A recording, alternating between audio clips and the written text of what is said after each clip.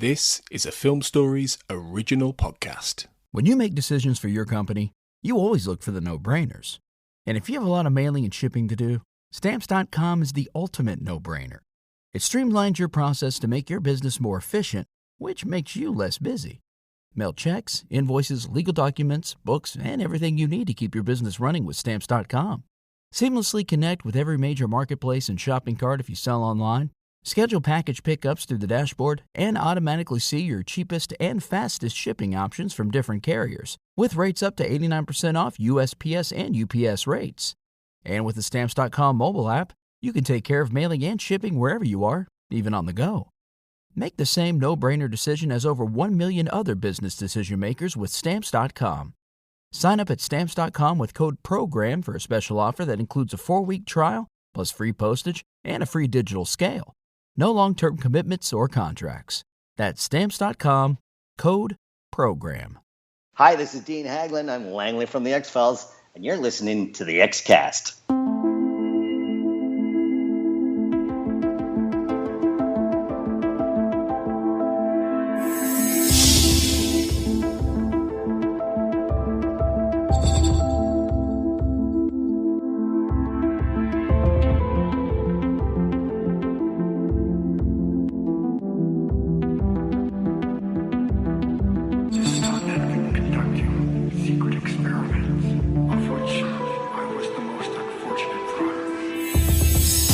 Welcome back everyone to the X-Cast. As ever, the truth is in here.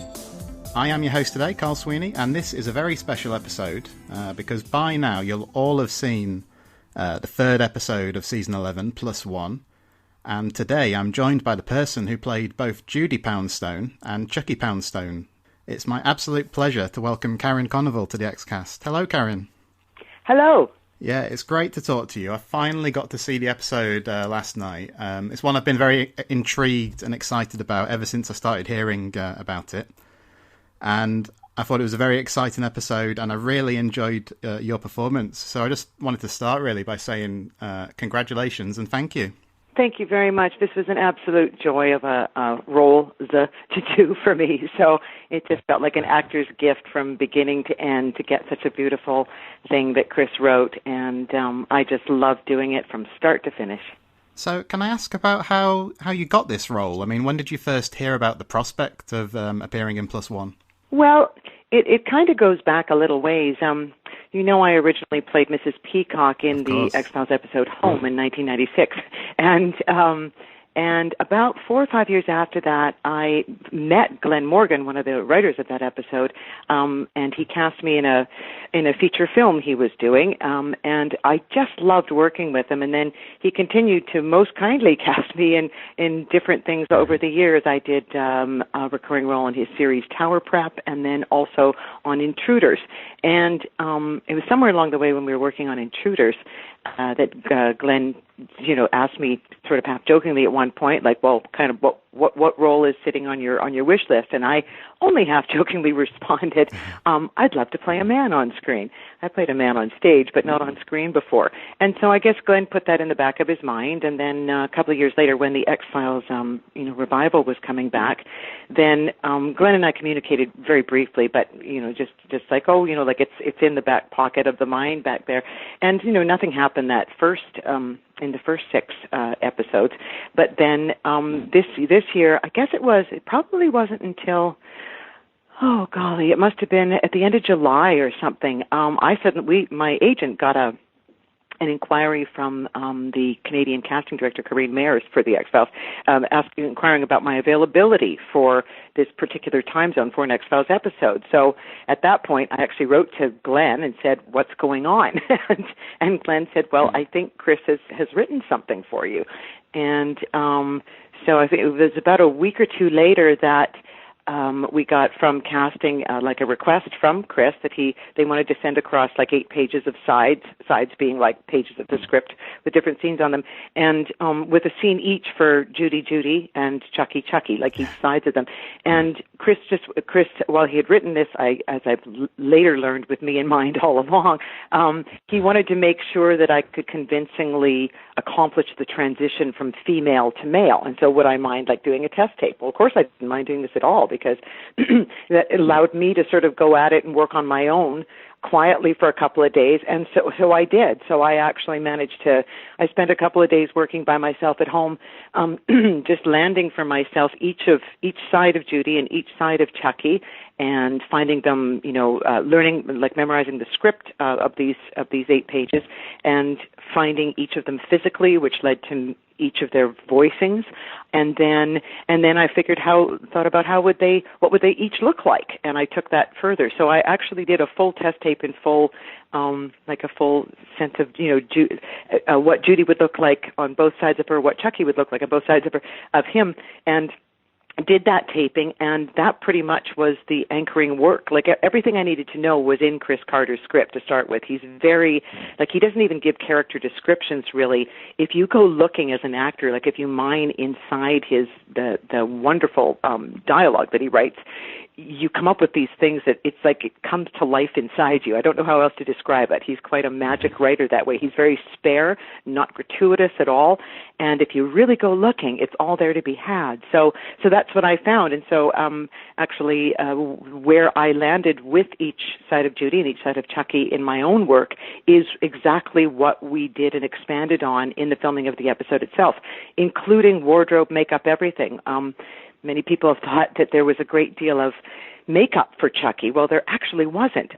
Bill Terazakis, who's the wonderful SFX artist on the show, who I've worked with previously on other TV shows, he decided to make a very bold choice that I wasn't thinking we'd go this far. He didn't even want to wig me. He just said, "No, we'll work with your own hair. We'll just grease it back." So it was really, really bold on his part and quite perfect, because I thought, oh, well, at least, I didn't get myself a wig when I did the test tape, but I thought, well, they'll probably want to wig me. And then they went, no, let's just go with you. So all Bill did was design, he did penciled on eyebrows, just like I'd done for my test tape. And then he did a really good mustache, really good sideburns. And then he created the teeniest prosthetic earlobes, because my Karin earlobes are very delicate and feminine. And so it was just the smallest prosthetic earlobes that he created for each ear.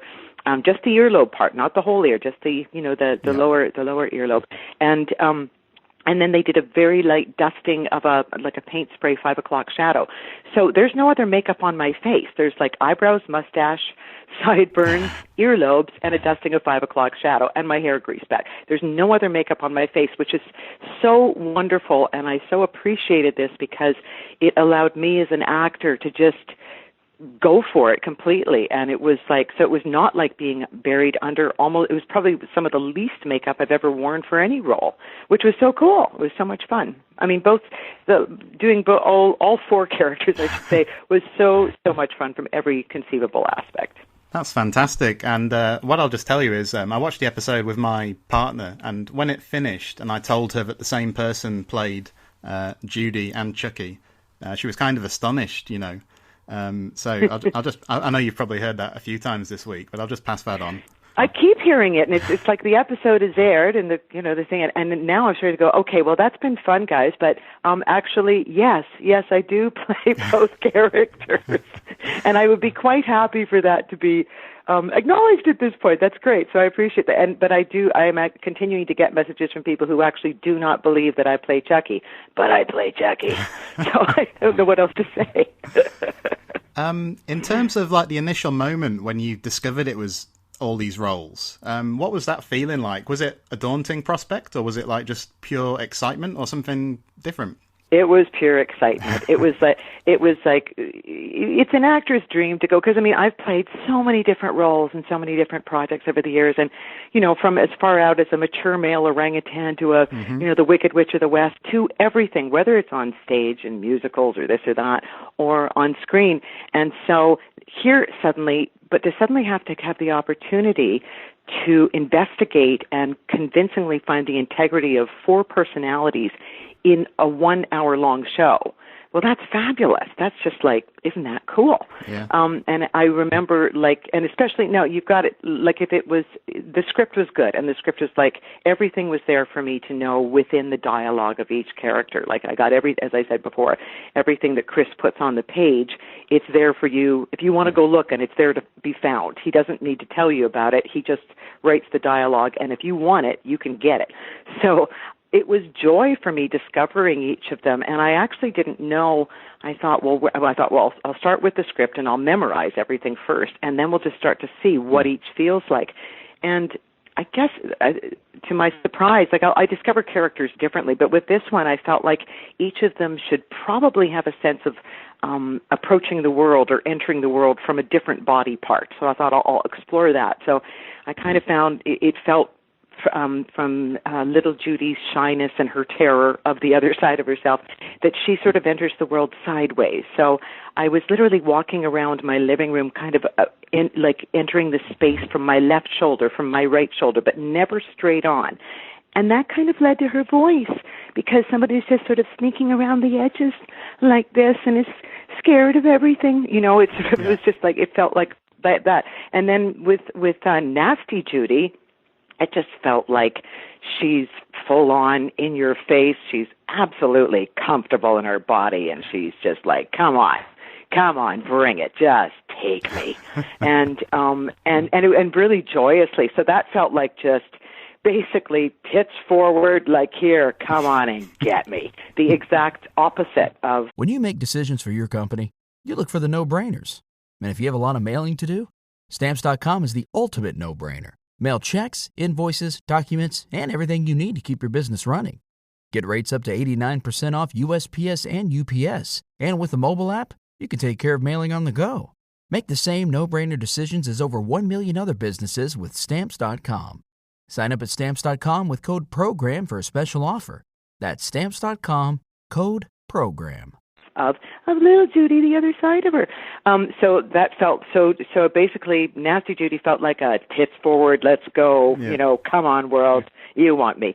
And then when I got over to Chucky, it was a little bit more finicky, because Chucky has to transition from nice to nasty, like in the same scene at one point. So I found Nasty Chucky first in a way, because he's so in your face and like, just, you know, whatever. And I thought, where does that settle back into when he's not pissed off at the world as Nice Chucky? Like, where? And I just realized it's sort of like, well, Nice Chucky's just sort of back here, you know, stomach hanging out, and like, I'm fine, I'm just fine. Everything's just totally fine by me, you know. And then, so I sort of found Nice Chucky's energy and just sort of sitting back and like a big, like as if he had a great big fat stomach leading forward. And then when he shifts into Nasty Chucky, it's right from the forehead, right from the right side of the forehead, like a knife shooting at you. And it kind of, so I was able to find the physical, you know, like I had to really practice that transition to get that, like like also into the voice. So it was a subtler thing with Chucky, with vocally that way too. But basically once I'd found it, that's all I did. It's like I went from the script, I did this, and then once they were landed, then I practiced the transitioning between, like doing fast transition from one to the other, from Nice Judy to Nasty Judy to Nice Chucky to Nasty Chucky. I had no idea when we did it whether we would be filming double character scenes on the same day, or, you know, like whether locations would wind up being same day things or whatever. So, but once that was done, frankly, and the whole process of exploration on my own was joyous, then we went and did the test tape, sent that in, and my work was pretty much done, you know. I just had to I showed up. I loved working with Kevin Hooks and Chris Carter were so wonderful throughout, pretty much just, I mean, obviously finessing rhythms of scenes. Kevin was a wonderful director to work with, finessing the rhythms of scenes and focusing things and along the way. But they were so respectful in allowing me to just do what I'd found within the script and go from there. And it was so great working with David and Jillian. And I don't think, I mean, it's one of the most joyous and easy filming experiences I've ever had in my life. I don't know how else to put it. There was not one element of hard work, challenge. I mean, there was hard work, obviously, but I never felt like, oh my God, what do I do with this, or where do we go? I was just in complete and total joy. This is easy. I love to do this. This is fantastic. just give me more. That's what it felt like, and that's what I feel like now. That sounds absolutely wonderful. Can we talk a bit more about Chris Carter and Kevin Hooks then? So, Chris Carter, obviously the main man, and I think when we see him as fans, it's often in interviews, and he's very softly spoken and thoughtful. And I just wondered, like, how does that mesh with the reality of working with Chris Carter, and how much of a presence was he on set through this episode? Chris is there throughout. He is very soft-spoken and thoughtful. I think he's a magic man. I think that man is a magic man. I really mean it. He's both he and Kevin are both a couple of the finest gentlemen and artists that I've had the privilege to work with, no question. And Chris is so observant, quietly there, not intrusive, not like if I would, for an example, if I would suddenly discover a rhythm of something in some dialogue back and forth, and I would go, I just found this, and he would just grin and go, yeah, and I go, but Chris, it's like there's like music underneath there. And he'd go, yeah, but he doesn't he's just allowing you to go and find it, and he does not toot his own horn. He basically gives the gift to the actors. You go, you run with it.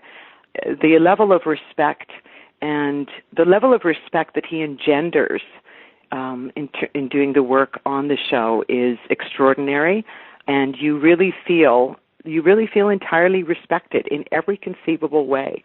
And Kevin as well. Kevin was just a delight. He's very, very clear with, he's an energetic director. He's an incredibly respectful director. And in terms of finessing rhythms and doing things along the way, great sense of humor.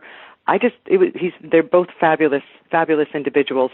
I would adore to work with either of them again, like in a heartbeat. Tomorrow, I'm ready. Oh, fantastic. And one of the things we were all looking forward to this season was there are people like Kevin who hadn't directed episodes of the series before. So it was really exciting to see, how their work would turn out. And he did a fantastic job on the episode, didn't he? Oh, yeah. Oh, absolutely. Absolutely. Okay. So obviously you shared scenes with David Duchovny, quite a few scenes at that house as Chucky, but also in the hospital. So what's David Duchovny like as an actor, and what are his sort of strengths when you're playing opposite him? David is. I just laugh when I think of David because he's so wonderful. He has such a sense of humor in there. There's this twinkle in his eye that never leaves. Yeah. Like he's just like back there in the pocket. And then I had such fun. I had such fun doing those Chucky Mulder scenes with him, which were shot, as you can see, in tight close up, and they're great fun. But there's this twinkle in David's eye where it's hard to describe. There's so many times shooting those scenes where I thought, you devil, I'm going to crack up any second now, and it's all your fault. There's just, I don't even know what to describe along the way. It was such fun working with him that, and I think, and I'm in a tight close-up right now, you little devil. But it was, I don't mean that in a bad way. I mean that in the best way. And so then I just tried to give it back to him in some way as Chucky. And so it was just like a wonderful dance. It was really cool. I wish I could have done a whole episode of Mulder Chucky scenes. It would have been, I think I probably would have broken character at some point because he was hysterically funny to work with. I mean, in a dry, ironic, quiet way, right? Like it's nothing overt. He's not, well, they're both very generous actors. Both David and Gillian are very generous actors there and very focused within the scene. And they're just right there. They're very present right there. It was an honor to work with both of them again. Well, all I'll say is that I'd quite happily watch an entire episode of Mulder Chucky scenes because there was a real there was a real spikiness to those exchanges that I thought worked fantastically well. Well, I mean, also when you look at that, when Chris had written Chucky as like, because Chucky's like, Chucky's just down on the whole world, right, and happily. I mean, like Chucky was just quite. He'd written, Chris gave me lines like "you douchebag" and like all kinds of stuff to say, and that, of course, that's just stuff you can just relish, right? Yeah. When do you get to walk around in life just going, you're just a nothing but a whatever? You don't get to do that, and Chucky.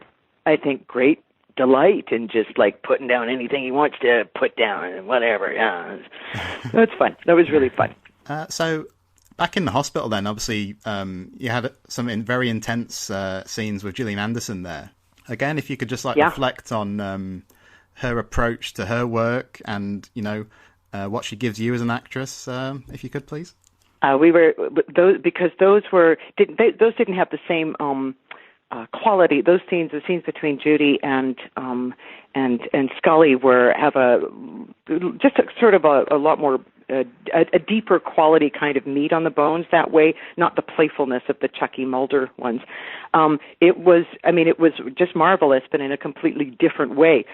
We were both very focused within, the work. So I didn't speak with Gillian a great deal outside of the stuff, but within the scenes itself, she's entirely focused and committed and present and generous and there. I have to say that when I saw the episode for the first time myself on Wednesday night. I hadn't seen it before, and I have to say, even as watching it I went, wow. There's, in terms of especially that one scene between Nasty Judy and Scully, when Nasty Judy really goes after Scully. Yeah. I went, wow. There's actually a lot more meat on the bones there than I even realized while we were filming it. You see bouncing off of in Gillian's eyes as Scully, there's so much going on there. So I have to say, as a fan viewer, I love watching her work. And when I watched that scene, I went, wow, that's a really good scene. For both of us, but I was really admiring her work, really admiring it. Yeah, well, as a viewer, I just found that scene so, intense, especially when Scully steps outside the room and your character flings, I believe it's Dookie, at the glass. And, I was just wondering, just on a purely practical level, it's such an intense scene to watch, but is, filming a scene like that any different to, filming anything else? Is the mood on set any different, I suppose, is what I mean? I guess all sets are different. There's something so gracious and, as I say, the respect that Chris Carter engenders because it comes from the top down too, and this respect and kindness that comes from the top down makes for a very stable and loving environment throughout. So. Things didn't get any more during the filming of that scene at all. It's just in the writing, and you enter it and you let it go. I have to say, also from the character, I'm playing Judy in that scene, so there's a certain. Chris had also written into the character of Judy quite a relish of in the horrible things she says, just as Nasty Chucky seems to relish, in a totally different way, saying horrible things. So my job as an actor within that was, as Nasty Judy, to relish it, and just in a really relaxed way, just go after Scully. And so that's the only energy I was aware of throughout that, and the rhythms between. So, so there was no sense of, I didn't feel any sense of, darkness or anything. It was just doing something that was really interesting. That's good to hear, obviously. Can I ask about the experience of filming in Vancouver? So am I right, Karin, in thinking that you're a Vancouver resident? Am I correct? That's right, yeah.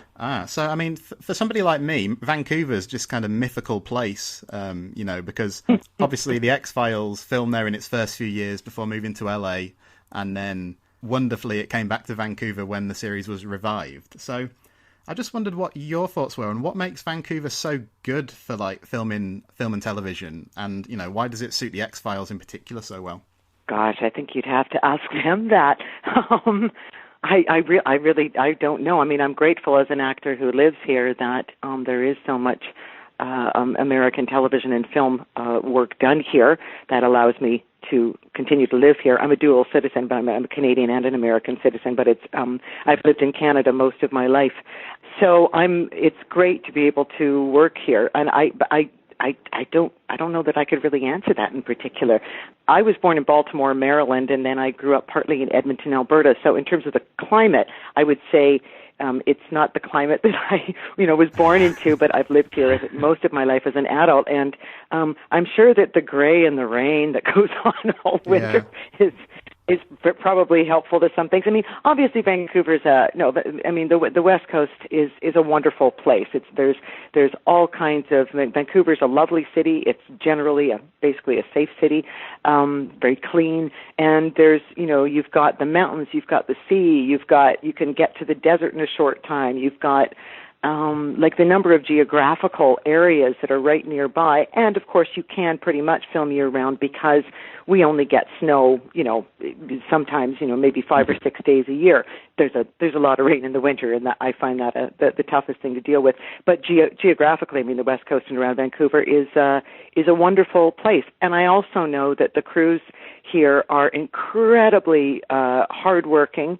On anything I've ever worked on, the Vancouver, the crews are amazing. They work incredibly hard. There's many skilled people here who are working at the top of their game. And there's also a really good community of very fine actors available living in town. So there's probably, at this point, because the industry has been nurtured over many years, Vancouver has a great deal going for it. I'm very grateful that I'm able to work here. That sounds brilliant. Yeah, that's kind of what I was thinking, that whenever I see a series that's made in Vancouver, the quality of acting is just phenomenal. And you mentioned that you saw the episode for the first time on Wednesday. So I was just wondering, in general, what's it like for you to watch your own work? Are you a very self-critical viewer, or do you sort of get swept up in the episode as it plays out? It depends. I don't actually. I'll watch my work, I'll definitely go through stuff when I have to make a new reel every year or something like that, but I don't necessarily always, I'm not a fan of watching my own work, not because I go, oh, it's just who wants to sit around watching their own work? That's work in itself. It's not generally, it's not like just watching something where you can disappear into it as a viewer, and which I like to do.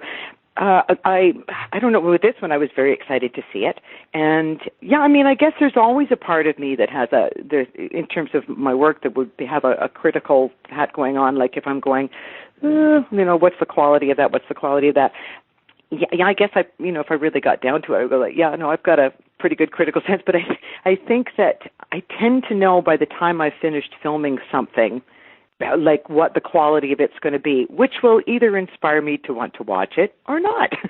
I mean, in terms of if I want to, I'll go, oh, well, but with this one I thought, no, I'm very, very proud of my work on this. And I trust that it will be, edited into a nice show, and it was. And so I appreciated it. So this one I just sort of celebrated and kind of clapped my hands along with, and then I did sort of disappear into fanland, just watching all the different things, or viewerland, I should say, where I'm just watching it, like it's not me. I'm just watching it, going, oh, this is exciting, this is fun. Yeah, and what's wonderful is it's an episode that's had a very straightforward, positive reaction, or at least that's how it seems to me. Yeah, I guess so. Outside of the people who don't know that I play Chucky, which continues. Yeah, hopefully we can dispel some of that with your answer to this interview. So, could I ask you, because you've got the distinction of actually appearing in 2 other episodes of the original series of The X-Files, and both of them are 2 of the most highly regarded of the entire series, really. So, I know it's going back a way now, but you appeared in an episode called Clyde Bruckman's Final Repose as a fortune teller, Madame Zelma. Do you recall much about that experience at all? I wish I could tell you that I did, but I really don't. I mean, it was a very brief scene, and it was I believe it was one day. Maybe was it? I think it was just one day. I don't remember a great deal about it, outside of the fact that we did this scene. I just remember trying to get the chair to tilt over backwards in the right way, when I was croaking, when the character was, being killed off there. But I don't remember very much more about it. I guess because, then a year later, or whatever it was, I did Mrs. Peacock, and the experience of filming Mrs. Peacock probably kind of obliterates anything that came before it, in a sense, if that makes any sense. Oh, it totally does. And so the following year was Home, and that episode was directed by the late, great Kim Manners, and he was the most prolific X-Files director. And I just wondered if you remembered much about him at all, and how he directed you on that episode. The whole filming of that episode was extraordinary. I like Kim was marvelous, but here's the tough thing for me is that filming Mrs. Peacock was one of the more terrifying things I personally have ever had to do as an actor, because it involved the actual filming of it involved, being under that bed, and in order to accomplish the special effects with my arms and my legs, they had to build a very tight-fitting coffin box for me, the top of which my shoulders poked out. So I was essentially trapped in this box and under a bed, and not some like staged bed that was 12 inches above my face, but like literally with the mattress springs right at my nose and a little pin light of light going into my eyes and blood drops in my eyes and all wired in. And to get me out from under there was quite the undertaking. It's like to free me from the box, because I had all this Toby Lindell and his team had rigged this special effects thing with my arms, or what was left of them, that I could sort of generate the movement with my shoulders, but it needed to be operated by other off-state SFX artists who were off-screen. So I was really stuck in there, and I'm reasonably claustrophobic. So this took all the courage I could to get through all of the filming of that. I have said one of the things, I know people were terrified by the episode, and I also know people were very terrified, especially the first time they pull Mrs. Peacock out from under the bed, and I start hollering. And I'm sure people have many different reasons for that, but I think that part of it actually is that I was so frightened and trying to keep myself calm under that bed through that whole day of, in the initial filming, that when I am pulled out from under there and began to holler, that was Karin screaming in, like a venting of every terrifying, panicked moment that I'd been having under that bed. I mean, I literally was working really hard to stay calm through many of the days of the filming under that bed. It was tough on me. It was really, really tough. Worth it, but tough. Yeah, it's one of the most indelible characters from the series, I would say. I mean, I've said on this podcast before that's my favourite episode of the series, so it's incredibly thrilling to be able to talk to you. That episode obviously was co-written by Glenn Morgan, and you've talked a bit about him earlier, and you've been in several of his other projects. So did you see him at all when you were doing Plus One? No. What's he like to work with? He's fabulous. I said no because I kept thinking, where's Glenn? Why isn't he on set? He was like down in Los Angeles, I think, going back and forth. So of not even on a fitting day or anything. And I sent him a note and bugged him about this because it's like, I don't even get to see you to say hello. Like, how is this even possible? Glenn is wonderful. He's just, like Chris, these are very magic gentlemen who are, they're the salt of the earth kind of folks who you just go, I know Glenn, in terms of the projects that he works on, anything he works on, there are crews who will drop anything and go, okay, is Glenn Morgan doing this? Then I will come along. And I join that crowd. If Glenn said, will you come here and do this? I wouldn't even say, what is it? I'd just say, yeah, I'll be there. Yeah. Absolutely. He's, it's hard to describe. It's just like, when you meet people who are just extraordinary and you go, I don't know what it is, but yep, whatever you'd like, we're coming along. I didn't meet him during Home. And so when we met on, when I met for an audition for this film for him 4 years later, it was really cool because we'd both been through the sort of the infamy of the Home thing at that point and could sort of, talk about that and sort of in amazement, like, isn't that astonishing that one TV episode could do that, have that level of infamy? And we had lots of laughs about that. And then, as I say, I experienced like working on this feature with him, and I can't exactly remember what year it was. Early 2000s. And then I realized that all the crews working with his camera crew, everybody around him, his AD team, are just there for him because he's just tremendous to work with. And the same thing on Tower Prep and the same thing on Intruders. I was so happy to just reconnect with him each time. And he's very quiet as well. Like Chris is a very quiet, soft-spoken man. Glenn Morgan is a very quiet, soft-spoken, shy man.